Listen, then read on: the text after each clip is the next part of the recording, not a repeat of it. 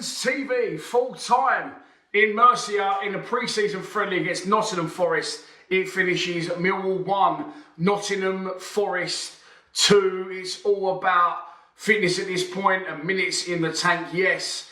But there was one point in that game where I thought, give the fans that have gone and travelled something to cheer about. And we definitely did that in the second half. The team was Lucas Jensen in goal, Danny McNamara, right back, Joe Bryan, left back, Japhet Tanganga and Jake Cooper, the central defence pairing. It was Casper Linor and George Saville, central midfield, with Zian Fleming in a 10, Romain Esse on the right, Duncan Watmore on the left, and Tom Bradshaw as the central striker. I did think there will be wholesale changes at half-time. That didn't happen. Honeyman came on and Murray Wallace came on.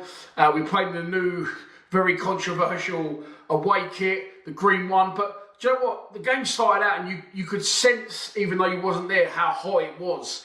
And I thought that we started the game quite well. We looked sharp, we popped the ball nicely, we tried to keep possession without really creating Forest any problems going forward. But then after about sort of 15, 20 minutes, Forest got into their flow. Understandably, they're a Premier League club and eventually they started to get on top and they got the breakthrough, ball through the middle, over the top. Their guy who assisted looked a little bit offside to me, but regardless, he heads it back. And as Chris Wood, of course, ex-Millwall striker, comes running in, Joe Bryan and Jake Cooper throw their bodies on the line and it gets an unfortunate deflection off Joe Bryan into the ground and loops over Lucas Jensen. Then we were sort of hanging on for half-time. I said it during the live stream. Thanks very much if you did tune in. Over 350 people in concurrently at one point. But we were sort of hanging on towards the end of that first half for the half-time whistle. Forest got into their groove. They was popping the ball nicely, flicks and tricks and step-overs. And we was chasing shadows a bit, but that's not going to affect or hurt us in any way, shape or form to try and get our fitness levels up. And fair play to the club for playing them and coming forward, playing Southampton as well. You definitely need to test yourself against teams at a higher level than rolling the Gillinghams and the Charltons of this world.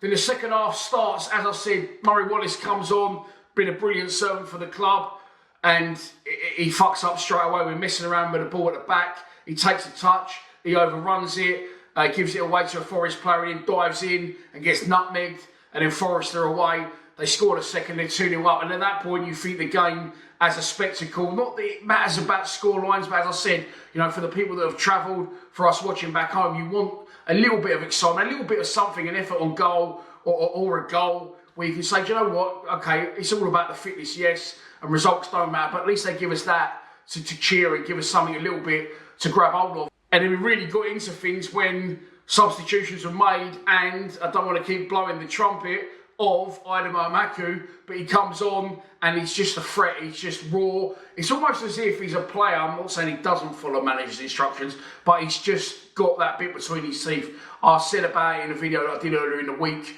on him potentially going to PSV Eindhoven. He done more in that short space of time he was on the pitch than Fleming did in the whole game. And it's not, you know, a witch hunt for Zian Fleming, but at this point now, he is so much more talented, so much quicker, has better ideas and just can just get things done.